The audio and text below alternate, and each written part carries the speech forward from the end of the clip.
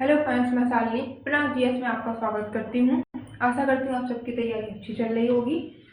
तो हम बात करते हैं जो पूर्वालोकन सार की पॉइंटर नाम से एक बुक आती है, जीएस के हर सब्जेक्ट की आती है। उसमें हम आपके लिए प्लस जीएस वाले आपके लिए एक सीरीज लेके आए हैं जो हर सब्जेक्ट का पॉइंटर करवाएंगे। उसमें मैं आपको इतिहास से रिलेटेड पढ़ाऊंगी, उसमें मैं आपको हिस्ट्री करवाऊंगी। तो आज हिस्ट्री में हम बात करते हैं प्राचीन काल की, और ये बुक हर एग्जाम के जितनी भी आपकी आगामी जितनी भी परीक्षाएं हैं उसके लिए अति महत्वपूर्ण रहने वाली है। तो चलिए आज हम बात करते हैं प्राचीन भारत का। प्राचीन भारत में हमारा पहला टॉपिक रहेगा पाषाण काल।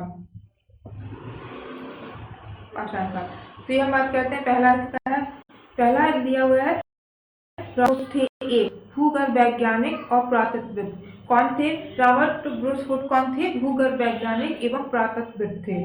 सेकेंड हमारा आता है भारतीय प्राग इतिहास का पिता किसे कहा जाता है? रॉबर्ट ब्रूसफुट को। भारतीय प्राग इतिहास का पिता कहा जाता है रॉबर्ट ब्रूसफुट को। कहा जाता है रॉबर्ट ब्रूसफुट को। और मैं ये इंटेंसली एक दो बार रिपीट, 2 या 3 बार रिपीट करके ही आपको पढ़ाऊंगी, जिससे आपको माइंड में आपके रहे। ये फैक्ट है, आप एक बार पढ़ेंगे तो उसको भूल जाएंगे, इसलिए मैं इसको रिपीटेड कर रही हूँ जिससे आपकी मेमोरी में बैठ पाए और आपको याद रहे। नेक्स्ट हमारा रहेगा कोपेनहेगन संग्रहालय की सामग्री से पाषाण कांस्य और लोह युग का थॉमसन ने किया था। क्या है इसका क्वेश्चन? कोपेनहेगन संग्रहालय की सामग्री से पाषाण कांस्य और लोह युग का युगी विभाजन किया गया था थॉमस ने। नेक्स्ट हमारा रहेगा पशुपालन की साक्ष्य सर्वप्रथम मिलते हैं। पशुपालन के साक्ष्य सर्वप्रथम कहाँ मिले हैं? ये मिलते हैं मध्य पाषाण काल में मिले हैं। पशुपालन के साक्ष्य सर्वप्रथम मिलते हैं मध्य पाषाण काल में। नेक्स्ट हमारा रहने वाला है पाषाण काल में पशुपालन के प्रमाण जहाँ स्थान है, वह स्थान कौन सा है? आदमगढ़। क्या है इसका? आदमगढ़ से मध्य पाषाण काल में पशुपालन के प्रथम साक्ष्य मिले हैं। ये साइट जो आदमगढ़ साइट है, ये स्थल जो है ये मध्य पाषाण काल से संबंधित है और इसमें पशुपालन के प्रमाण मिले हैं। ठीक है। नेक्स्ट हमारा है चौपानी मांडो, काकोरिया, महदहा एवं सराय नाहरराय स्थलों में से हड्डी के उपकरण प्राप्त हुए हैं। मतलब ये 4 ऑप्शन आपके दिए हुए हैं, इनमें से किस जगह हड्डी के उपकरण प्राप्त हुए हैं?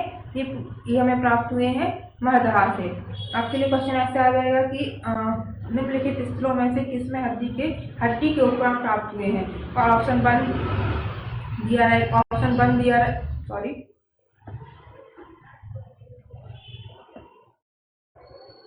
आपका ऑप्शन बन रहेगा चौपानी मांडो, काकोरिया, महदहा एवं सराय नाहरराय। ठीक है। नेक्स्ट में चलते हैं हम। हड्डी से निर्मित आभूषण भारत में मध्य पाषाण काल में प्राप्त हुए हैं। कहाँ से प्राप्त हुए हैं? महदहा से। हड्डी से निर्मित आभूषण भारत में मध्य पाषाण काल में प्राप्त हुए हैं महदहा से। आगे चलते हैं हम। नेक्स्ट हमारा रहेगा एक ही कब्र से 3 मानव कंकाल मिले हैं। कितने? 3। एक ही कब्र से 3 मानव कंकाल मिले हैं दमदमा से। एक ही कब्र से 3 मानव कंकाल कहाँ से मिले? दमदमा से। ऐसे आप बोल सकते हैं आप, दमदमा से एक ही कब्र से 3 मानव कंकाल मिले हैं। नेक्स्ट हमारा रहेगा खाद्यान्नों की कृषि सर्वप्रथम प्रारंभ हुई थी। खाद्यान्नों की कृषि सर्वप्रथम प्रारंभ हुई थी नवपाषाण काल में। नेक्स्ट चलते हैं भारत में मानव का सर्वप्रथम साक्ष्य मिलता है। कहाँ से मिलता है? नर्मदा घाटी से। भारत में मानव का सर्वप्रथम साक्ष्य मिलता है नर्मदा घाटी से। नेक्स्ट मानव द्वारा सर्वप्रथम प्रयुक्त अनाज था। मानव द्वारा सर्वप्रथम प्रयुक्त अनाज था जौ। जो मानव सर्वप्रथम प्रयुक्त किया था वो जौ था, चावल गेहूं सब कुछ नहीं, जौ था। भारतीय उपमहाद्वीप में कृषि के प्राचीनतम साक्ष्य प्राप्त हुए हैं। भारतीय उपमहाद्वीप में कृषि के प्राचीनतम साक्ष्य प्राप्त हुए कहाँ से? लहुरा द्वीप से। तो ऐसा भी बोल सकते हैं लहुरा द्वीप से भारत में कृषि के प्राचीनतम साक्ष्य प्राप्त हुए हैं। नेक्स्ट चलते हैं पुरापाषाण युग, नवपाषाण युग, ताम्रपाषाण युग तथा लोह युग में से चारकोलिथिक युग भी कहा जाता है। इनमें से ये दिया आपको पुरापाषाण युग, सेकेंड नवपाषाण युग, थर्ड ताम्रपाषाण युग और फोर्थ लोह युग। इनमें से किसको चालकोलिथिक युग भी कहा जाता है? कहा जाता है ताम्रपाषाण युग को। तो हम बोल सकते हैं ताम्रपाषाण युग को चालकोलिथिक युग भी कहा जाता है। ठीक, नेक्स्ट चलते हैं। आर्मी, मेहरगढ़, कोटबीजी तथा कालीबंगा में से वह पुरास्थल जहाँ से पाषाण संस्कृति से लेकर हड़प्पा सभ्यता तक के सांस्कृतिक अवशेष प्राप्त हुए हैं। कहाँ से प्राप्त हुए हैं? मेहरगढ़ से। एक बार आप पढ़ते हैं इसको। आमरी, मेहरगढ़, कोटबीजी तथा कालीबंगा में से वह पुरास्थल जहाँ से पाषाण संस्कृति से लेकर हड़प्पा सभ्यता तक के सांस्कृतिक अवशेष प्राप्त हुए हैं, वह स्थान है मेहरगढ़। नेक्स्ट चलते हैं। नबदा टोली का उत्खनन करवाया था। नबदा टोली का उत्खनन कराया था एच.डी. शंकलिया ने। एच.डी.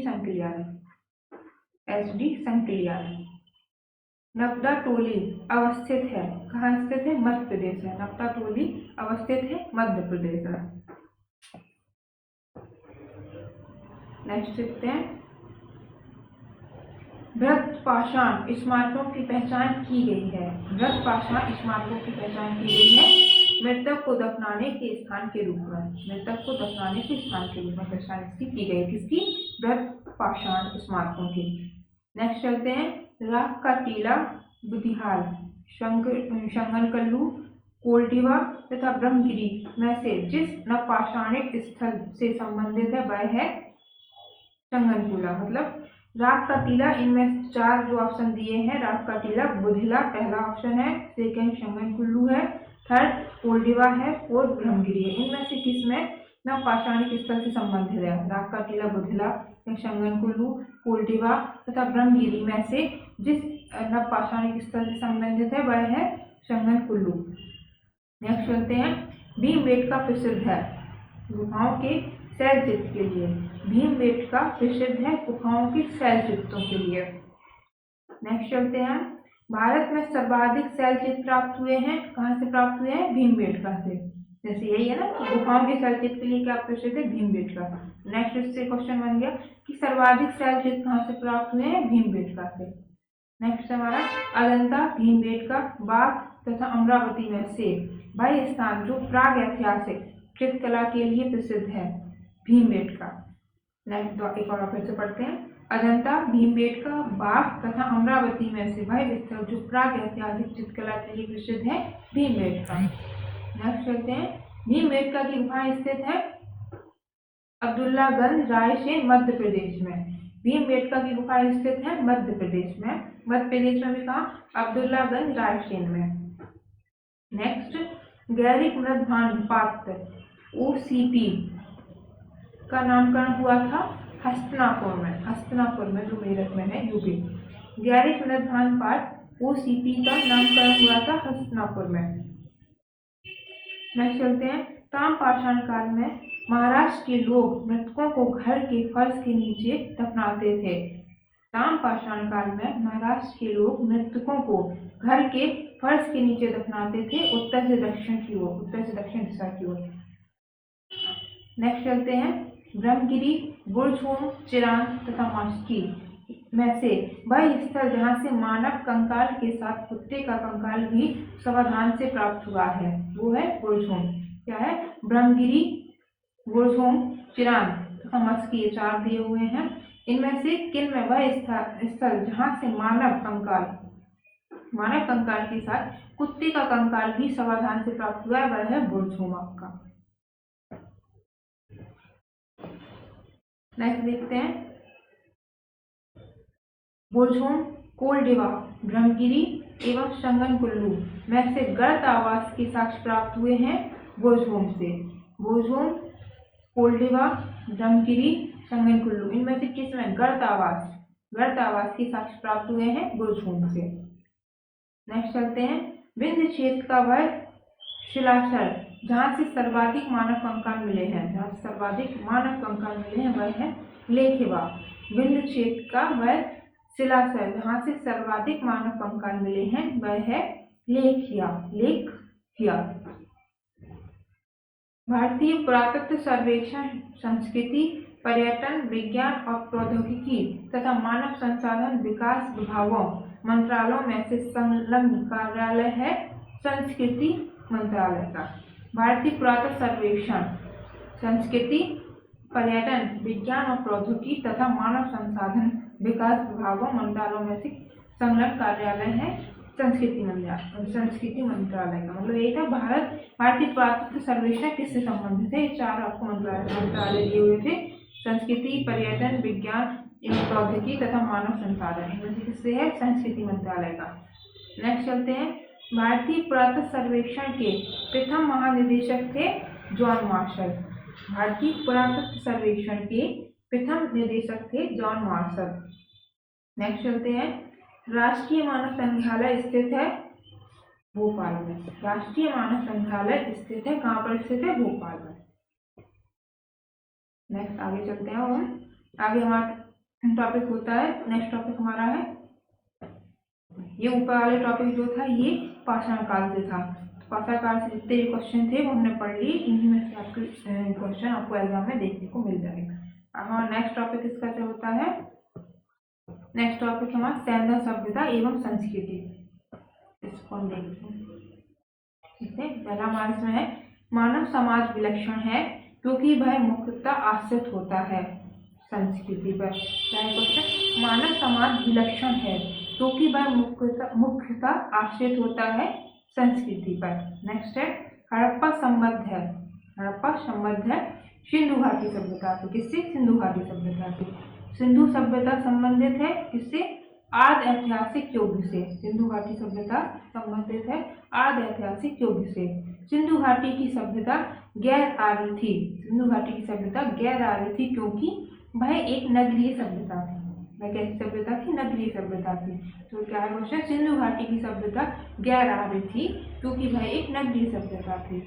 नेक्स्ट चलते हैं, सिंधु घाटी सभ्यता को आर्यों से पूर्व रखे जाने का महत्वपूर्ण कारण है मृदभान। सिंधु घाटी सभ्यता को आर्यों से पूर्व रखे जाने का महत्वपूर्ण कारण है मृदभान।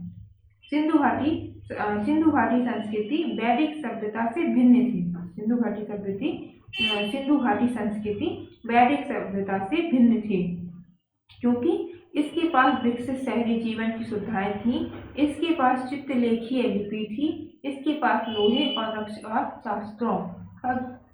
शास्त्रों के ज्ञान का अभाव था। क्या था, सिंधु घाटी संस्कृति वैदिक सभ्यता से भिन्न थी क्योंकि इसके पास विकसित शहरी जीवन की सुविधाएं थी, इसके पास चित्रलेखी लिपि थी, इसके पास लोहे और रक्षा शास्त्रों के ज्ञान का अभाव था। ठीक है। नेक्स्ट चलते हैं हम, हड़प्पा संस्कृति की जानकारी का प्रमुख स्रोत है पुरातात्विक खुदाई। हड़प्पा संस्कृति की जानकारी का प्रमुख स्रोत है पुरातात्विक खुदाई। नेक्स्ट चलते हैं, हड़प्पा सभ्यता की उत्पत्ति के संदर्भ में सही सुमिलन है, मतलब दोनों मैच करते हैं, सही से वो दिया गया है। E.J.M. मैके किससे संबंधित है, सुमेर से लोगों का पलायन। सुमेर से लोगों का पलायन के बारे में उन्होंने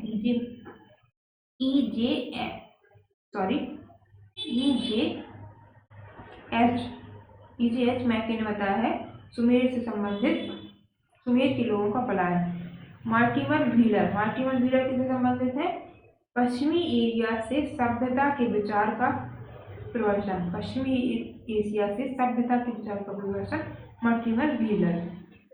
अमरनंदा घोष ये किससे संबंधित है, हड़प्पा सभ्यता का उद्भव पूर्व हड़प्पा सभ्यता की परिपक्वता से परिणाम स्वरूप हुआ। हड़प्पा सभ्यता का उद्भव पूर्व हड़प्पा सभ्यता की परिपक्वता के परिणाम स्वरूप हुआ। नेक्स्ट चलते हैं, भारत में चांदी की उपलब्धता के प्राचीनतम साक्ष्य मिलते हैं। भारत में चांदी की उपलब्धता के प्राचीनतम साक्ष्य मिलते हैं हड़प्पा संस्कृति से। हड़प्पा संस्कृति से भारत में चांदी की उपलब्धता के प्राचीन साक्ष्य मिलते हैं। नेक्स्ट है, हड़प्पा में मिट्टी के बर्तनों पर सामान्यतः प्रयोग हुआ था। हड़प्पा में मिट्टी के बर्तनों पर सामान्यतः प्रयोग हुआ था लाल रंग का प्रयोग हुआ था। हड़प्पा में मिट्टी के बर्तनों पर सामान्यतः जिस रंग का प्रयोग किया जाता था वो लाल था। नेक्स्ट हमारा मूर्ति पूजा का आरंभ माना जाता है। मूर्ति पूजा का आरंभ माना जाता है पूर्व आर्य सभ्यता से, प्री आर्यन सभ्यता से मूर्ति पूजा का आरंभ माना जाता है। नेक्स्ट हमारा गाय, हाथी, गैंडा तथा बाघ पशुओं में से वह जिसका हड़प्पा संस्कृति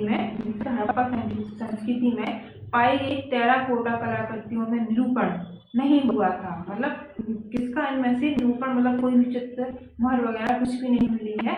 वो ये 4 जानवर दिए गए हैं, गाय, हाथी, गैंडा तथा बाघ पशुओं में से वह कौन सा पशु है जिसका हड़प्पा संस्कृति में पाई गई टेराकोटा कलाकृति में निरूपण नहीं हुआ? वो कौन सी है? गाय का निरूपण नहीं हुआ।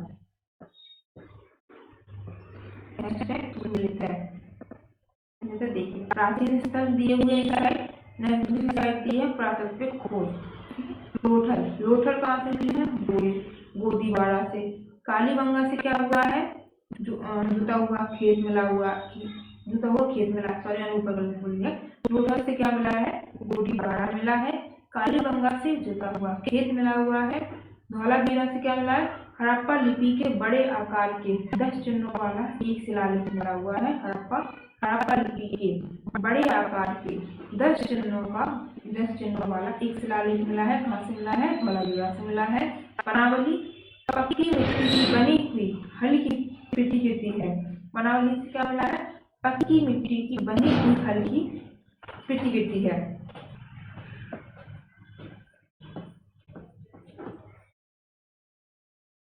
देखते हैं इसमें सुमिलित है स्थल और नदी। कौन सी? हड़प्पा शहर या नगर किस नदी के किनारे मिला है? ये है हड़प्पा मिली है रावी नदी के किनारे, हस्तिनापुर गंगा नदी के, नागार्जुनकोंडा कृष्णा नदी के, पैठन गोदावरी के। फिर रिपीट करते हैं इसको। हड़प्पा मिली है रावी नदी के किनारे, हस्तिनापुर मिला है गंगा नदी के किनारे, नागार्जुनकोंडा मिला है कृष्णा नदी के किनारे, पैठन मिला है गोदावरी के नदी किनारे। दूसरा देखते हैं, सही सुनते हैं। बस्ती और नदी। हड़प्पा बस्ती मिली है रावी नदी के किनारे, कालीबंगा मिली है घग्गर नदी के किनारे, लोथल मिली है भोगो नदी के किनारे और रोपड़ मिली है सतलज नदी के किनारे। ठीक, आगे चलते हैं। नेक्स्ट देखते हैं सिंधु सभ्यता के बारे में सत्य कथन है। सिंधु सभ्यता के बारे में सत्य कथन है। नगरों में नालियों की सुदृढ़ व्यवस्था थी, व्यापार और वाणिज्य उन्नत दशा में था तथा मातृ देवी की उपासना की जाती थी। सिंधु घाटी सभ्यता के बारे में सत्य कथन है कि नगरों में नालियों की सुदृढ़ व्यवस्था थी, पहला ये। व्यापार और वाणिज्य उन्नत दशा में था, दूसरे नंबर का है व्यापार और वाणिज्य उन्नत दशा में था। तीसरा रहेगा मातृ देवी की उपासना की जाती है, इसकी मातृ देवी की उपासना की जाती थी। नेक्स्ट चलते हैं। नेक्स्ट हमारा सिंधु घाटी सभ्यता जानी जाती है अपने नगर नियोजन के लिए, मोहनजोदड़ो हड़प्पा के लिए जानी जाती है। और तीसरा है अपने किसी संबंधी कार्य के लिए एवं अपने उद्योगों के लिए जानी जाती है। तो सिंधु घाटी सभ्यता किस लिए जानी जाती है? अपने नगर नियोजन के लिए जानी जाती है, मोहनजोदड़ो और हड़प्पा के लिए भी जानी जाती है, अपने किसी संबंधी कार्य के लिए, अपने उद्योगों के लिए। नेक्स्ट चलते हैं, सुमिलित कीजिए। आलमगीरपुर उत्तर प्रदेश, लोथल गुजरात, कालीबंगा राजस्थान, रोपड़ पंजाब। ठीक, आलमगीरपुर कहाँ है? उत्तर प्रदेश में है। लोथल गुजरात का है, कालीबंगा राजस्थान का है, रोपड़ पंजाब का है। इससे आप एक और चीज कर सकते हैं, जैसे आपने अगर ये याद कर लिया कि ये लोथल गुजरात से है, तो यहाँ जो आपको नदी दी हुई ना, बस्ती और नदियाँ, लोथल के अंदर भोगवा। तो आप ये देख सकते हैं कि ये भोगवा नदी कहाँ बहती है, गुजरात में है। तो आप गुजरात क्वेश्चन को एलिमिनेट कर देंगे ऑप्शन को और आप क्वेश्चन सॉल्व कर पाएंगे। जैसे कालीबंगा राजस्थान की है, राजस्थान में घग्गर बहती है, ऐसे ही ध्यान से पढ़ते चलिए। सॉरी,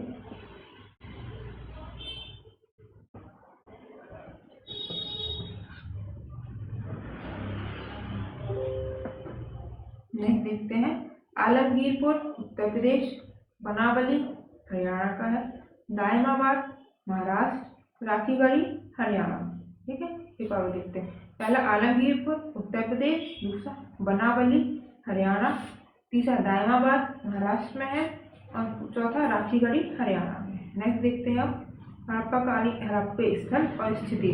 मांडा कहाँ है? जम्मू कश्मीर में है। दायमाबाद महाराष्ट्र, कालीबंगा राजस्थान, राखीगढ़ी हरियाणा। इसमें ऊपर भी देखा।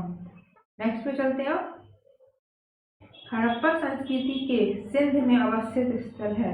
हड़प्पा संस्कृति के सिंध में अवस्थित स्थल है मोहनजोदड़ो, सुंदरो, टुडेरोटो, आमरी, कोटदीजी, अलीमुराद। ठीक है, हड़प्पा संस्कृति के सिंध में अवस्थित स्थल है पहला मोहनजोदड़ो, चन्होदरो, टुडेरोटो, आमरी, कोटदीजी, अलीमुराद। ठीक है, नेक्स्ट चलते हैं। चुन्हों के उत्खनन का निर्देशन किया था। किसने किया था? जी.एच. मैके ने चुन्हों के उत्खनन का निर्देशन किया था। जी.एच. मैके ने कालीबंगा, हड़प्पा, लोथल एवं आलमगीरपुर में से सिंधु घाटी सभ्यता का वह स्थल जो अब पाकिस्तान में है। ये चार दिए हैं, कालीबंगा, हड़प्पा, लोथल एवं आलमगीरपुर में से सिंधु घाटी सभ्यता का वह स्थान जो अब भारत में नहीं पाकिस्तान में है वह है हड़प्पा। कौन सा था? हड़प्पा। कालीबंगा, लोथल, आलमगीरपुर ये अभी इंडिया में है।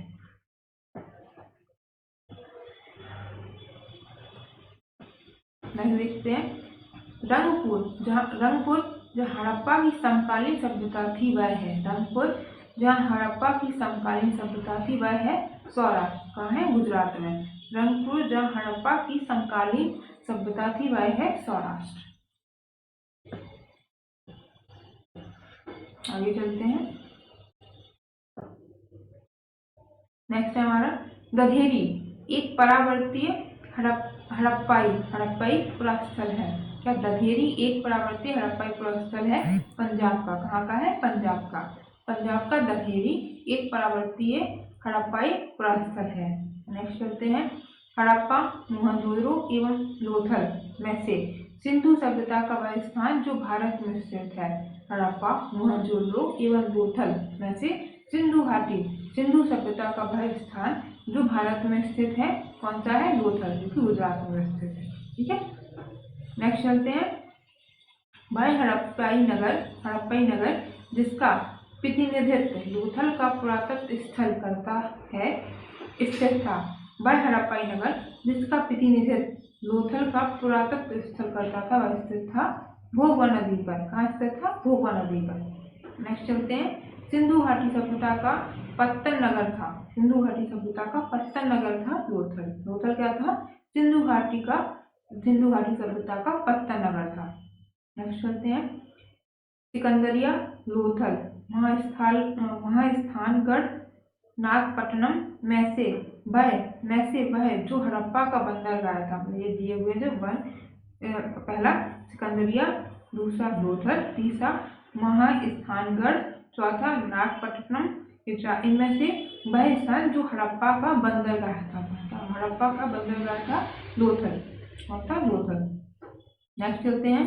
कालीबंगन, रोपण, पाटलिपुत्र एवं लोथल में से वह स्थान जो सिंधु घाटी की सभ्यता से संबंधित स्थल नहीं है। चार जो दिए हैं इनमें से सिंधु घाटी सभ्यता से संबंधित स्थल नहीं है। कौन सा? कालीबंगन, रोपण, पाटलिपुत्र और चौथा लोथल। इनमें से वह कौन सा है जो सिंधु घाटी सभ्यता से संबंधित स्थल नहीं है? सब पाटलिपुत्र।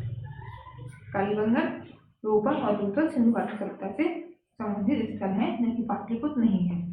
नेक्स्ट चलते हैं। भारत का सबसे बड़ा हड़प्पन पुरास्थल है। भारत का सबसे बड़ा हड़प्पन पुरास्थल है राखीगढ़ी। नेक्स्ट चलते हैं। हड़प्पा सभ्यता का सबसे बड़ा पुरास्थल है मोहनजोदड़ो। हड़प्पा सभ्यता का सबसे बड़ा पुरास्थल है मोहनजोदड़ो है। ये लिया हुआ है कि हड़प्पा सभ्यता का सबसे बड़ा पुरास्थल कौन सा है? मोहनजोदड़ो। लेकिन भारत में इंडिया की बात करें अगर, भारत में सबसे बड़ा हड़प्पन पुरास्थल है राखीगढ़ी। ठीक, नेक्स्ट चलते हैं। सिंधु घाटी के लोग विश्वास करते थे, सिंधु घाटी के लोग विश्वास करते थे मातृशक्ति में। ठीक, नेक्स्ट चलते हैं। सिंधु घाटी के लोग पूजा करते थे मातृ देवी की, पशुपति की, लिंग एवं योनि की, पुरुषों की, नागों की एवं वृक्षों की। सिंधु घाटी के लोग पूजा करते थे मातृ देवी की, पशुपति की, लिंग एवं योनि की, पशुओं की, नागों की एवं वृक्षों की। ठीक, नेक्स्ट चलते हैं। सिंधु घाटी सभ्यता को खोज निकालने में जिन दो भारतीयों का नाम जुड़ा है वे हैं। सिंधु घाटी सभ्यता को खोज निकालने में जिन दो भारतीयों का नाम जुड़ा है वे हैं राखल दास बनर्जी, जिन्होंने मोहनजोदड़ो की खोज की थी, तथा दयाराम साहनी, जिन्होंने हड़प्पा की खोज की थी। क्वेश्चन क्या है? सिंधु घाटी सभ्यता को खोज निकालने में जिन दो भारतीयों का नाम जुड़ा है वे हैं, ये पहले हैं राखल दास बनर्जी, जिन्होंने मोहनजोदड़ो की खोज की थी। दूसरे नंबर पे है दयाराम साहनी, जिन्होंने हड़प्पा की खोज की थी।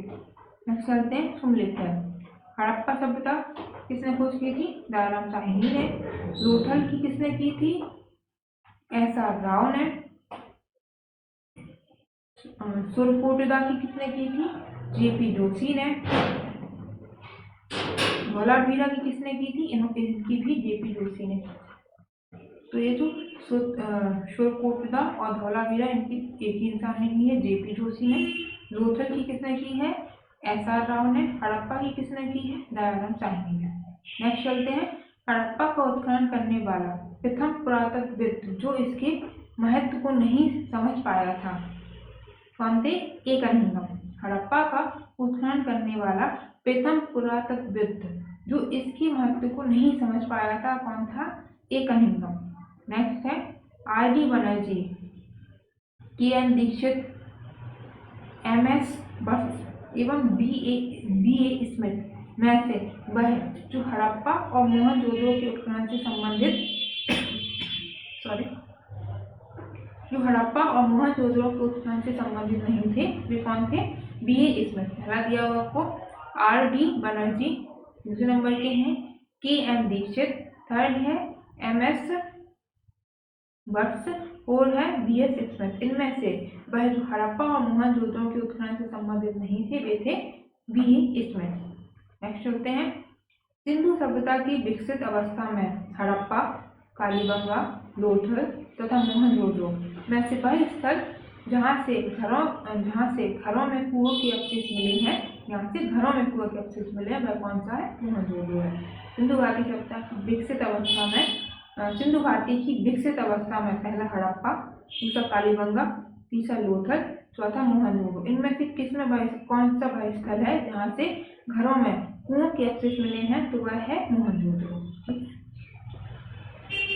नेक्स्ट चलते हैं। सही कालक्रम है। सही कालक्रम क्या? नगर संस्कृति, लोहे का हल, आहत मुद्रा, सोने के सिक्के। ठीक है, पहले नगर संस्कृति, फिर लोहे का हल, फिर आहत मुद्रा, फिर सोने के सिक्के। नेक्स्ट चलते हैं। सर्वप्रथम मानव ने जिस धातु का प्रयोग किया वह थी सर्वप्रथम मानव ने जिस धातु का प्रयोग किया वह क्या था? तांबा। तो मानव ने सर्वप्रथम तांबे का प्रयोग किया था। नेक्स्ट है हाथी दांत का पैमाना हड़प्पी संदर्भ में मिला है। हाथी दांत का पैमाना हड़प्पी संदर्भ में मिला है लोथल से। ठीक है, लोथल से हाथी दांत का पैमाना मिला है। नेक्स्ट है हड़प्पा कालीन स्थलों में अभी तक जिस वस्तु की प्राप्ति नहीं हुई है वह है लोहा। हड़प्पा कालीन स्थलों में अभी तक जिस वस्तु की प्राप्ति नहीं हुई है वह है लोहा। नेक्स्ट चलते हैं। आलमगीरपुर, लोथल, मोहनजोदड़ो तथा आलमगीरपुर, लोथल, मोहनजोदड़ो तथा बनावली में से वह स्थल जो घग्गर और उसकी सहायक नदियों की घाटी में स्थित है वह कौन सा है? बनावली। आलमगीरपुर, लोथल, मोहनजोदड़ो तथा बनावली में से वह स्थल जो घग्गर और उसकी सहायक नदियों की घाटी में स्थित है वह कौन सा है? बनावली। ठीक, नेक्स्ट आगे चलते हैं।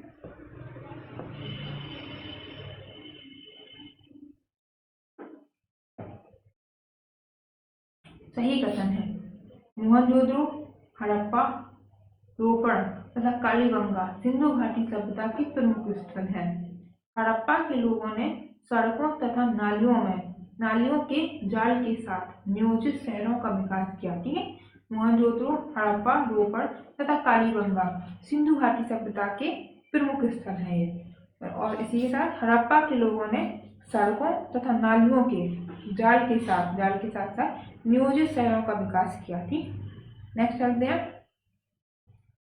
कथन दिए हैं। कथन ए, मोहनजोदड़ो तथा हड़प्पा नगर अब विलुप्त हो गए हैं, कारण आंध्र के दौरान प्रकट हुए थे। तो ए और आर दोनों सही है, किंतु आर सही स्पष्टीकरण नहीं दे रहा है। सही स्पष्टीकरण नहीं दे रहा है तो किसमें लिखा है मोहनजोदड़ो तथा हड़प्पा नगर विलुप्त हो गए थे। ये तो ठीक है, विलुप्त हो गए। उन्होंने इसका कारण दिया है वह खुदाई में प्रकट हुआ है। ठीक है, वह खुदाई में, लेकिन उन्होंने विलुप्त हो गए थे। क्यों विलुप्त हो गए थे वो अगर यहाँ रीजन दिया होता तो ये इसका सही स्पष्टीकरण करता। ठीक, आगे चलते हैं। हड़प्पाई संस्कृति के संदर्भ में शैलकृत स्थापत्य के प्रमाण मिले हैं धौलावीरा से। संस्कृति के संदर्भ में प्रमाण मिले हैं धौलावीरा। नेक्स्ट चलते हैं। धौलावीरा जिस राज्य में स्थित है वह है गुजरात। धौलावीरा जिस राज्य में स्थित है वह कौन सा राज्य है? गुजरात। गुजरात में धौलावीरा स्थित है। ठीक, नेक्स्ट चलते हैं। वह हड़प्पाई नगर जो 3 भागों में विभक्त है वह कौन सा? धौलावीरा। वह हड़प्पाई नगर, पहला हड़प्पाई नगर, एक ऐसा हड़प्पाई नगर जो 3 भागों में विभक्त है वह कौन सा है? धौलावीरा। ठीक, नेक्स्ट चलते हैं। एक उन्नत जल प्रबंधन व्यवस्था का साक्ष्य प्राप्त हुआ है। कहाँ से साक्ष्य प्राप्त हुआ है? धौलावीरा से। एक उन्नत जल प्रबंधन व्यवस्था का साक्ष्य प्राप्त हुआ है धौलावीरा से। मतलब ये बोल सकते हैं धौलावीरा से एक उन्नत जल व्यवस्था का साक्ष्य प्राप्त हुआ है। नेक्स्ट चलते हैं। कुंतासी, धौलावीरा, लोथल एवं कालीबंगा वह स्थल जहाँ से द्विशव संस्कार डबल बैरियर का प्रमाण मिला है वह कौन से? धौलावीरा और कालीबंगा दोनों जगह से द्विशव संस्कार डबल बैरियर का प्रमाण मिला है। कुंतासी, धौलावीरा, लोथल एवं कालीबंगा वैसे वह स्थल जहाँ से संस्कार डबल बैरियर का प्रमाण मिला है वह है लोथल और कालीबंगा। आगे चलते हैं।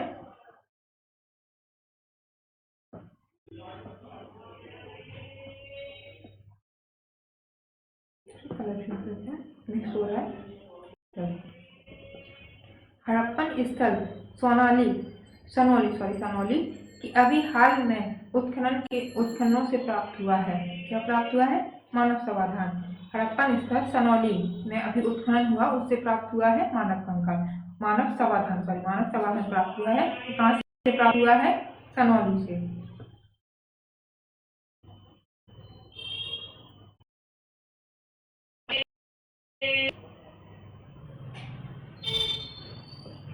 नेक्स्ट चलते हैं हम।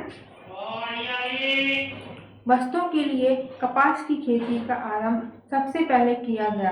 वस्तुओं के लिए कपास की खेती का आरंभ सबसे पहले किया गया। कहाँ किया गया? भारत में। ठीक है, वस्तुओं के लिए कपास की खेती का आरंभ सबसे पहले किया गया था भारत में। नेक्स्ट चलते हैं। सिंधु घाटी सभ्यता के संदर्भ में सही कथन है। सिंधु घाटी सभ्यता के संदर्भ में सही कथन है। कौन सा है? देखते हैं। यह प्रमुख लौकिक सभ्यता थी तथा इसमें धार्मिक तत्व यद्यपि उपस्थित था, वर्चस्वशाली नहीं था। उस काल में भारत में कपास से वस्त्र बनाए जाते थे। फिर से पढ़ते हैं। सिंधु घाटी सभ्यता के संदर्भ में सही कथन है। यह प्रमुख लौकिक सभ्यता थी तथा उसमें धार्मिक उपस्थित था, वर्चस्वशाली नहीं था। धार्मिक उपस्थित था लेकिन वर्चस्वशाली नहीं था। उस काल में भारत में कपास से वस्त्र बनाए जाते थे। ठीक, नेक्स्ट चलते हैं। सिंधु सभ्यता के संदर्भ में सही कथन है। वे देवियों और देवताओं पूजा करते थे। सिंधु घाटी सभ्यता के संदर्भ में सही कथन है कि वे देवियों और देवताओं दोनों की पूजा करते थे। नेक्स्ट चलते हैं। सिंधु घाटी सभ्यता के संदर्भ सिंधु घाटी सभ्यता से संबद्ध विख्यात विश्व मुद्रा प्राप्त हुए थे। सिंधु घाटी सभ्यता से संबद्ध विख्यात विश्व मुद्रा प्राप्त हुई थी। कहाँ से प्राप्त हुई थी? मोहनजोदड़ो से। क्या है? सिंधु घाटी सभ्यता से संबद्ध विख्यात विश्व मुद्रा प्राप्त हुई थी मोहनजोदड़ो से। वह पशु जिनका अंकन हड़प्पा संस्कृति की मोहरों पर नहीं मिलता है। वह पशु जिनका अंकन हड़प्पा संस्कृति की मोहरों पर नहीं मिलता है वह कौन है? घोड़ा, गाय और ऊंट। घोड़ा, गाय और ऊंट। घोड़ा, गाय और ऊंट इनका अंकन हड़प्पा संस्कृति की मोहरों पर नहीं मिलता है। नेक्स्ट चलते हैं। जिस पशु के अवशेष सिंधु घाटी सभ्यता में प्राप्त नहीं हुए हैं वह है, जिस पशु के अवशेष सिंधु घाटी सभ्यता से प्राप्त नहीं हुए हैं वह है शेर। शेर के अवशेष सिंधु घाटी सभ्यता से प्राप्त नहीं हुए हैं। ठीक, नेक्स्ट आगे चलते हैं। मृणपट्टिका का उत्कीर्ण शींग युक्त देवता की कीर्ति प्राप्त हुई है। मृणपट्टिका पर उत्कीर्ण शींग युक्त देवता की कीर्ति प्राप्त हुई है। कहाँ से प्राप्त हुई है? कालीबंगा से। कालीबंगा से मृणपट्टिका पर उत्कीर्ण शींग युक्त देवता की कीर्ति प्राप्त हुई है। नेक्स्ट चलते हैं। वह सभ्यता जो नील नदी के तट पर पनपी है। वह सभ्यता जो नील नदी के तट पर पनपी है वह है मिस्र की सभ्यता। मिस्र की सभ्यता नील नदी के तट पर पनपी है। नेक्स्ट चलते हैं। माया, एज़टेक, मुस्का, इंका सभ्यताओं का उत्तर से दक्षिण का सही नाम बताइए। सॉरी। माया, एज़टेक, मुस्का, इंका सभ्यताओं का उत्तर से दक्षिण की दिशा में सही क्रम बताइए। एज़टेक, माया, मुस्का, इंका इनका उत्तर से दक्षिण दिशा में क्रम बताइए। पहले उत्तर में एज़टेक, माया, मुस्का, इंका। नेक्स्ट चलते हैं।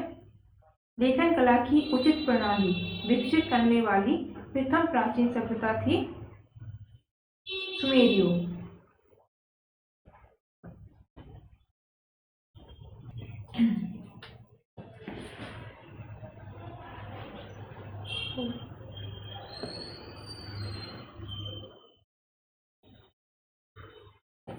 ठीक है सर, आगे बढ़ते हैं। नेक्स्ट पेज पर देखते हैं। नेक्स्ट हमारा टॉपिक है वैदिक काल। हम 2 टॉपिक कंप्लीट कर चुके हैं। हमारा 3rd टॉपिक है, तीसरे नंबर का वैदिक काल। ठीक है, इसका पहला पॉइंट है आर्य शब्द इंगित करता है। आर्य शब्द इंगित करता है, क्या इंगित करता है? श्रेष्ठ वंश को। आर्य शब्द इंगित करता है श्रेष्ठ वंश को। नेक्स्ट चलते हैं। क्लासिकीय संस्कृत में आर्य शब्द का अर्थ है क्लासिकीय संस्कृत में आर्य शब्द का अर्थ है एक उत्तम व्यक्ति। ठीक, नेक्स्ट चलते हैं। सबसे पुराना वेद है ऋग्वेद। सबसे पुराना वेद है ऋग्वेद। ऋग्वेद कौन सा है? सबसे पुराना वेद है ऋग्वेद। नेक्स्ट चलते हैं। त्रय नाम है। त्रय नाम 3 वेद आते हैं इसमें। ठीक है, त्रय नाम है जिसमें वेद आते हैं। पहला आता है ऋग्वेद, दूसरा आता है यजुर्वेद, तीसरा आता है सामवेद। तो त्रय किसको कहा जाता है? ऋग्वेद, यजुर्वेद और सामवेद। ठीक, नेक्स्ट चलते हैं। वह वैदिक ग्रंथ जिसमें वर्ण शब्द का सर्वप्रथम नामोल्लेख मिलता है। वह वैदिक ग्रंथ जिसमें वर्ण शब्द का सर्वप्रथम नामोल्लेख मिलता है वह कौन सा है? ऋग्वेद। नेक्स्ट चलते हैं। वर्ण व्यवस्था से संबंधित पुरुष सूक्त मूलतः पाया जाता है ऋग्वेद। वर्ण व्यवस्था से संबंधित पुरुष सूक्त मूलतः ऋग्वेद में। नेक्स्ट चलते हैं। सुमलित खंड। ठीक, सुमलित संबंधित है। ऋग्वेद ईश्वर में संबंधित है। यजुर्वेद में बलिदान विधि है। सामवेद में संगीत है। ठीक, अर्थवेद में औषधियों से संबंधित है। ऋग्वेद में ईश्वर महिमा है। यजुर्वेद में बलिदान विधि है। सामवेद में संगीत है। ठीक, नेक्स्ट चलते हैं। ऋग्वेद में क्या है? स्रोत एवं प्रार्थनाएं दी हैं। यजुर्वेद में स्रोत एवं कर्मकांड दिए हैं। सामवेद में संगीत में स्रोत दिए हुए हैं। अर्थवेद में तंत्रबंध एवं वशीकरण दिया। ठीक, एक बार रिपीट करते हैं इसको। ऋग्वेद में स्रोत एवं प्रार्थनाएं दी हुई हैं। यजुर्वेद में स्रोत एवं कर्मकांड दिए हुए हैं। सामवेद में संगीत में स्रोत दिया हुआ है। अर्थवेद में तंत्रबंध एवं वशीकरण दिया हुआ है। नेक्स्ट है ऋग्वेद, यजुर्वेद, अर्थवेद तथा सामवेद 4 वेदों में से वह जिसमें जादुई माया और वशीकरण का वर्णन है कौन सा है? अर्थवेद। ऋग्वेद, यजुर्वेद, अर्थवेद तथा सामवेद 4 वेदों में से वह जिसमें जादुई माया का वशीकरण का वर्णन है, वह कौन सा है? अर्थवेद। ऋग्वेद में रचनाएं हैं 1028। ठीक, ऋग्वेद में कितनी रचनाएं हैं? 1028। ऋग्वेद में मंडल कितने हैं? 10 मंडल है ऋग्वेद। ठीक, सुन लीजिए। नेक्स्ट चलते हैं वेद और ब्राह्मण। ऋग्वेद के ब्राह्मण ऐत्रेय, सामवेद पंचवीस, अर्थवेद गोपद, यजुर्वेद शतपथ। ठीक, ऋग्वेद के ब्राह्मण क्या कहते हैं? ऐत्रेय, सामवेद के ब्राह्मण पंचवीस, अर्थवेद के ब्राह्मण गोपद, यजुर्वेद के शतपथ। आगे चलते हैं। नेक्स्ट हमारा ऋग्वेद का वह मंडल जो पूर्णतः सोम को समर्पित है, वह कौन सा है? 9 मंडल। 10 मंडल है ना इसका टोटल। इस वजह से ऋग्वेद का वह मंडल जो पूर्णतः सोम को समर्पित है, वह कौन सा है? 9 मंडल। नेक्स्ट हमारा यज्ञ संबंधी विधि विधानों का पता चलता है, किससे पता चलता है? यजुर्वेद से। यजुर्वेद से क्या पता चलता है? यज्ञ संबंधी विधि विधानों का पता चलता है। नेक्स्ट यजुर्वेद, सामवेद, अर्थवेद में से वह जिसका संकलन ऋग्वेद पर आधारित है, वह कौन सा है? सामवेद है। यजुर्वेद, सामवेद, अर्थवेद में से वह जिसका संकलन ऋग्वेद पर आधारित है, वह सामवेद। नेक्स्ट हमारा तक्षशिला, अतरंजी खेड़ा, कौशाम्बी एवं हस्तिनापुर में से वह स्थल जिसकी खुदाई से लौह धातुओं के विचलन की प्राचीनतम प्रमाण मिले हैं, वह कौन सा है? अतरंजी खेड़ा। क्या है? अतरंजी खेड़ा वह स्थल है जिसकी खुदाई से लौह धातुओं के विचलन के प्राचीनतम प्रमाण मिले हुए हैं। ठीक, नेक्स्ट चलते हैं।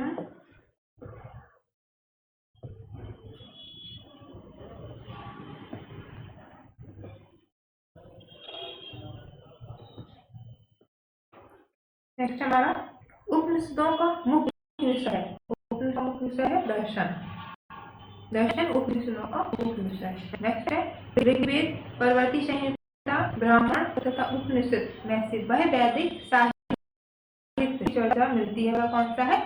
उपनिषद। ऋग्वेद, परवर्ती संहिता, ब्राह्मण तथा उपनिषद वह वैदिक, इनमें से कौन सा वैदिक साहित्य है जिससे मोक्ष की चर्चा मिलती है?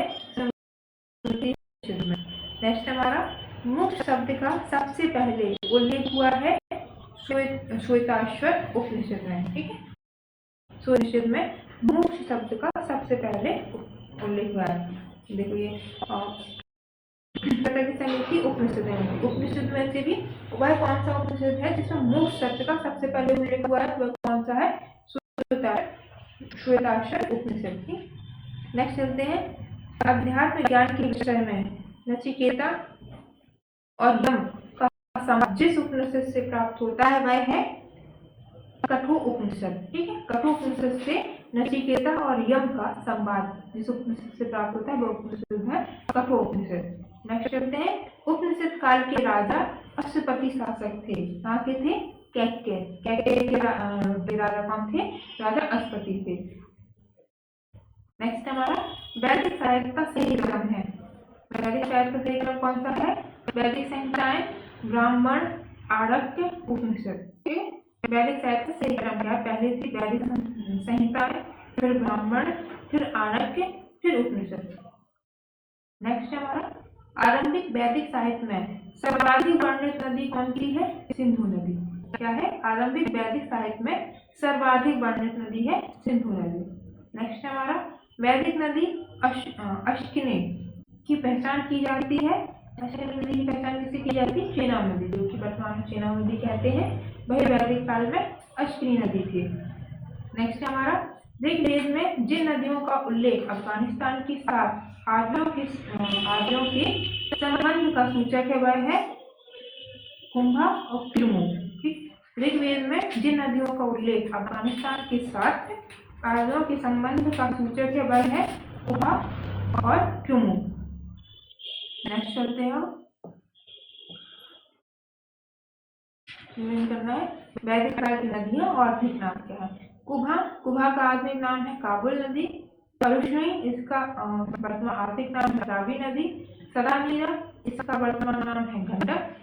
सुतुद्री इसका वर्तमान नाम है सतलज। ठीक, कुंभा को आज काबुल बोलते हैं, परुष्णी रावी नदी है, सदानीर गंडक नदी है, सुतुद्री सतलज नदी है। ठीक, नेक्स्ट चलते हैं। वह प्रथा चतुस्र जो वेदोत्तर काल से प्रचलित हुई है। वह प्रथा चतुस्र जो वेदोत्तर काल से प्रचलित हुई है वह है ब्रह्मचर्य, गृहस्थ, वानप्रस्थ, संन्यास। पहले ब्रह्मचर्य, फिर गृहस्थ, फिर वानप्रस्थ, फिर संन्यास। नेक्स्ट चलते हैं। धर्म तथा ऋत भारत की प्राचीन वैदिक सभ्यता के एक केंद्रीय विचार को चित्रित करते हैं। इस संदर्भ में सत्य कथन है। क्या कथन है? धर्म व्यक्ति के दायित्वों एवं स्वयं तथा दूसरों के प्रति व्यक्तिगत कर्तव्यों की संकल्पना है। ऋत मूलभूत नैतिक विधान था। ऋत जो था मूलभूत नैतिक विधान था जो सृष्टि और उसमें अंतर्निहित सारे कर्तव्यों के क्रियाकलापों को संचालित करता है। ठीक है। धर्म व्यक्ति के दायित्वों एवं स्वयं तथा दूसरों के प्रति व्यक्तिगत कर्तव्यों की संकल्पना था। और ऋत के बारे में बताया गया था मूलभूत नैतिक विधान था जो सृष्टि और उसमें अंतर्निहित सारे तत्वों के क्रियाकलापों को संचालित करता है। ठीक, आगे चलते हैं। अग्नि, बृहस्पति, भौम तथा इंद्र वैदिक देवताओं में उनका पुरोहित माना जाता था। अग्नि, बृहस्पति, भौम तथा इंद्र इन चारों में से वैदिक देवताओं में उनका पुरोहित माना जाता था। कौन था? बृहस्पति को लोग अपना पुरोहित मानते थे। आगे चलते हैं। लोकमुद्रा, गार्गी, लीलावती तथा सावित्री में से वह ब्रह्मवादिनी जिसने कुछ वेद मंत्रों की रचना की थी वह कौन सी? लोकमुद्रा। क्या है? पहला लोकमुद्रा, दूसरा गार्गी, तीसरा लीलावती, चौथा सावित्री। इन चारों में से वह ब्रह्मवादिनी कौन थी जिसने कुछ वेद मंत्रों की रचना की थी? वह थी लोकमुद्रा। नेक्स्ट चलते हैं। ऋग्वैदिक काल में निष्क शब्द का प्रयोग एक स्वर्ण आभूषण के लिए होता था, परंतु परवर्ती काल में उसका प्रयोग हुआ किसके रूप में? हुआ सिक्कों के रूप में। ठीक, और इस क्वेश्चन में 2 क्वेश्चन बन रहे हैं। पहला, ऋग्वैदिक काल में निष्क शब्द का प्रयोग हुआ था, वह किस लिए हुआ था? स्वर्ण आभूषण के लिए होता था, परंतु किंतु परवर्ती काल में उसका प्रयोग हुआ था सिक्कों के लिए। नेक्स्ट चलते हैं। ऋग्वैदिक काल में निष्क आभूषण था गला का। ठीक, नेक्स्ट चलते हैं। 14वीं सदी ईसा पूर्व का बोगज कोई अभिलेख महत्वपूर्ण है क्योंकि यहाँ से प्राप्त अभिलेखों में वैदिक देवताओं और देवियों का नामोल्लेख प्राप्त होता है। ठीक है। 14वीं सदी ईसा पूर्व का बोगज कोई अभिलेख महत्वपूर्ण है क्योंकि यहाँ से प्राप्त अभिलेखों में वैदिक देवताओं और देवियों का नामोल्लेख प्राप्त होता है, उनका नाम प्राप्त होता है। आगे चलते हैं। मानसेहरा, शहबाजगढ़ी, बोगजकोई तथा जूनागढ़ अभिलेखों में से वह जो ईरान से भारत में आर्यों के आने की सूचना देता है वो कौन सा है? बोगजकोई। कौन सा? पहला है मानसेहरा, दूसरा शहबाजगढ़ी, तीसरा बोगजकोई, चौथा जूनागढ़। इन चारों अभिलेखों में से वह कौन सा अभिलेख है जो ईरान से भारत में आर्यों के आने की सूचना देता है? वो है बोगजकोई। नेक्स्ट चलते हैं।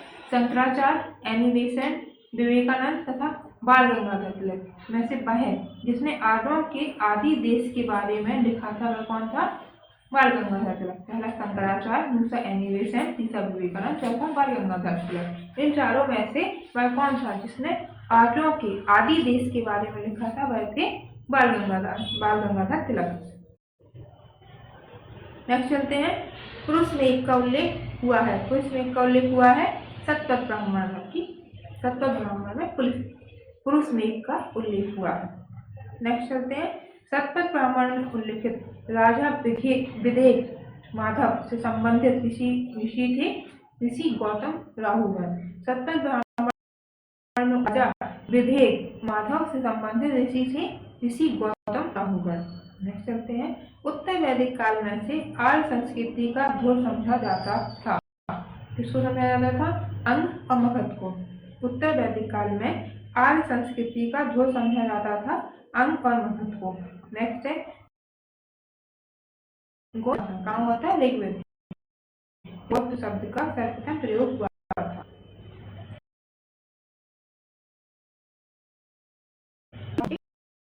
काल में गौड़ प्रथा की स्थापना हुई थी। प्रमुखता था। पूर्व कार्यों का धर्म पूजा यज्ञ पूर्व वैदिक कार्यों का धर्म था, मुख्यतः धर्म था। नेक्स्ट चलते हैं। ऋग वैदिक काल में जनता मुख्यतः विश्वास करती थी बलि एवं कर्म काल में। ठीक, काल में जनता मुख्यतः विश्वास करती थी, किसमें विश्वास करती थी? बलि एवं कर्म काल में। नेक्स्ट चलते हैं। ऋग्वेद में उल्लेखित प्रसिद्ध 10 राजाओं का युद्ध लड़ा गया था पुरुषनी नदी के किनारे। कहाँ लड़ा गया था? पुरुषनी नदी के किनारे। ऋग्वेद में उल्लेखित प्रसिद्ध 10 राजाओं का युद्ध लड़ा गया था पुरुषनी नदी के किनारे। नेक्स्ट चलते हैं। सिंधु, सरस्वती, वितस्ता तथा यमुना में से वह नदी जिसे ऋग्वेद में मतेमता, देवीतमा, नदीतमा के रूप में संबोधित किया गया है। सिंधु, सरस्वती, वितस्ता तथा यमुना, ऐसे वह कौन सी नदी है जिसे ऋग्वेद में मतेमता, देवीतमा एवं नदीतमा के रूप में चित्रित किया गया? वह नदी है सरस्वती नदी। नेक्स्ट चलते हैं। ऋग्वैदिक आर्यों के पंचजन थे। कौन के? यदु,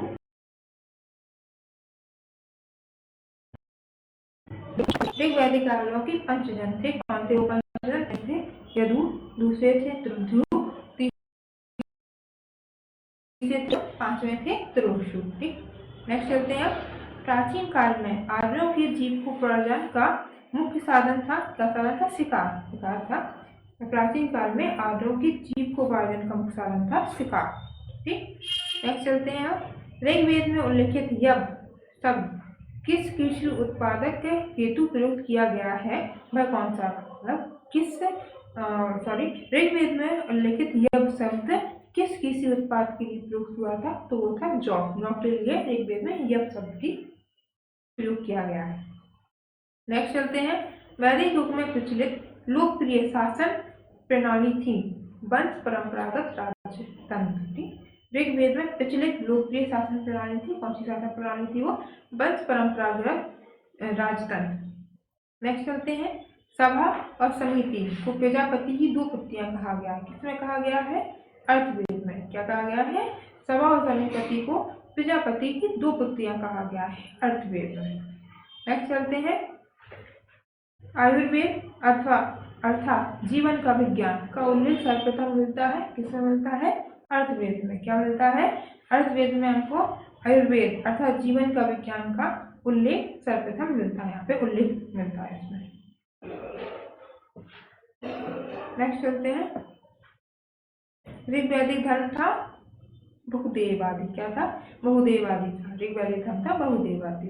नेक्स्ट, सर्वाधिक ऋग्वैदिक सूक्त समर्पित है, किसको समर्पित है? इंद्र को।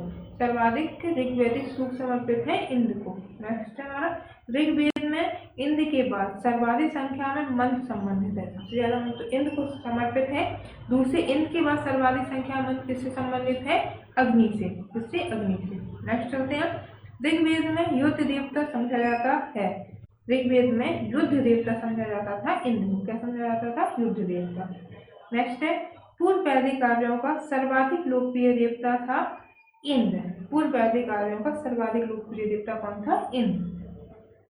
नेक्स्ट है। 800 से 600 ईसा पूर्व का काल जुड़ा है, किससे जुड़ा है? ब्राह्मण युग से। 800 से 600 ईसा पूर्व का काल जुड़ा हुआ है ब्राह्मण युग से। नेक्स्ट चलते हैं। गायत्री मंत्र के नाम से प्रसिद्ध मंत्र सर्वप्रथम मिलता है ऋग्वेद में। क्या मिलता है? ऋग्वेद में मिलता है। गायत्री मंत्र के नाम से प्रसिद्ध मंत्र सर्वप्रथम मिलता है, किसमें मिलता है? ऋग्वेद में।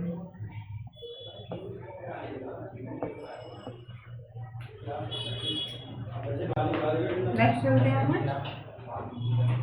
गायत्री मंत्र की रचना की थी, किसने की थी? विश्वामित्र ने। गायत्री मंत्र की रचना की थी विश्वामित्र ने की थी। और गायत्री मंत्र का सर्वप्रथम उल्लेख किसमें मिलता है? ऋग्वेद में। ठीक है, पीछे अभी नीचे देखा।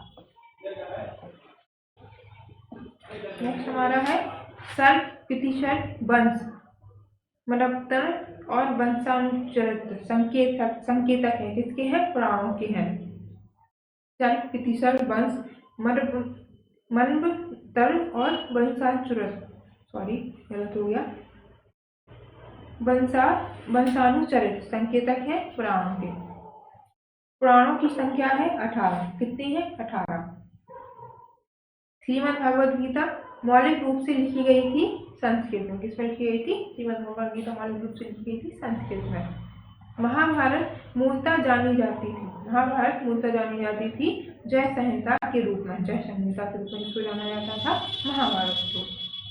हिंदू पौराणिक कथा के अनुसार समुद्र मंथन हेतु जिस सर्प ने रस्सी के रूप में स्वयं को, फिर से पढ़ते हैं इसको। हिंदू पौराणिक कथा के अनुसार समुद्र मंथन हेतु जिस सर्प ने रस्सी के रूप में स्वयं को प्रस्तुत किया वह है वासुकी। किसको किया? वासुकी को। हिंदू पौराणिक कथा के अनुसार समुद्र मंथन हेतु जिस सर्प ने रस्सी के रूप में स्वयं को प्रस्तुत किया वह है वासुकी। नेक्स्ट है अछूत की अवधारणा स्पष्ट रूप से उद्धृत हुई थी। किससे हुई थी? धर्मशास्त्र के समय में। ठीक है, अछूत की अवधारणा स्पष्ट रूप से उद्धृत हुई थी धर्मशास्त्र के समय में। सत्यमेव जयते शब्द लिखा गया है मंडूक उपनिषद से। ठीक है, सत्यमेव जयते शब्द लिखा गया कहाँ से? मंडूक उपनिषद से। सत्यकाम ज्वाला की कथा, सत्यकाम ज्वाला की कथा जो अनव्याही मां होने के लांछन को चुनौती देती है उल्लिखित है। किसमें उल्लिखित है? छांदोग्य उपनिषद में। किसमें? छांदोग्य उपनिषद में। क्या है? सत्यकाम ज्वाला की कथा जो एक अनव्याही मां होने के लांछन को चुनौती देती है उल्लिखित है छांदोग्य उपनिषद में। नेक्स्ट चलते हैं। ऋग्वेद की मूल लिपि थी ब्राह्मी। क्या थी? ब्राह्मी ऋग्वेद की मूल लिपि थी। वैदिक कर्मकांड में होता शब्द का संबंध किससे था? ऋग्वेद से। वैदिक कर्मकांड में होता जो शब्द, होता का संबंध किससे? ऋग्वेद से। आगे बढ़ते हैं। अवेस्ता और ऋग्वेद में समानता है। अवेस्ता संबंधित है कहाँ से? ईरान से। ठीक है, अवेस्ता और ऋग्वेद में समानता है। अवेस्ता संबंधित है ईरान से। नेक्स्ट चलते हैं। वैदिक काल में अघन्या माना जाता था, अघन्य माना जाता था गाय को। ठीक, नेक्स्ट चलते हैं। ऋग्वैदिक काल के प्रारंभ में महत्वपूर्ण मूल्यवान संपत्ति समझा जाता था। किसको? गाय को। ऋग्वैदिक काल के प्रारंभ में महत्वपूर्ण मूल्यवान संपत्ति समझा जाता था गाय को। नेक्स्ट है। प्राचीन भारतीय समाज के प्रसंग में कुल, वंश, कोष तथा गोत्र शब्दों में से वह शब्द जो शेष 3 के वर्ग का नहीं है वह कौन सा है? कोष शब्द नहीं है। जिसे पढ़ते हैं इसको। प्राचीन भारतीय समाज के प्रसंग में कुल, वंश, कोष तथा गोत्र शब्दों में से वह शब्द जो शेष 3 के वर्ग का नहीं है वह कौन सा है? कोष। ठीक, नेक्स्ट चलते हैं। संस्कारों की संख्या है कितनी है? संस्कारों की संख्या 16 संस्कार है। नेक्स्ट है इसका। जीविकोपार्जन हेतु वेद वेदांत पढ़ाने वाला अध्यापक कहलाता था। कौन कहलाता था? उपाध्याय। ठीक है, जीविकोपार्जन हेतु वेद वेदांत पढ़ाने वाला अध्यापक कौन सा कहलाता था? उपाध्याय। ठीक है फ्रेंड्स, आज के लिए इतना ही रहने देते हैं। नेक्स्ट टॉपिक हमारा रहेगा बौद्ध धर्म, जिसको हम कल से स्टार्ट करेंगे। आज के लिए आप इसका रिवीजन कर लीजिएगा, अच्छे से याद कर लीजिएगा। नेक्स्ट हम बौद्ध धर्म से स्टार्ट करेंगे कल। बाकी लाइक से सब्सक्राइब करिएगा।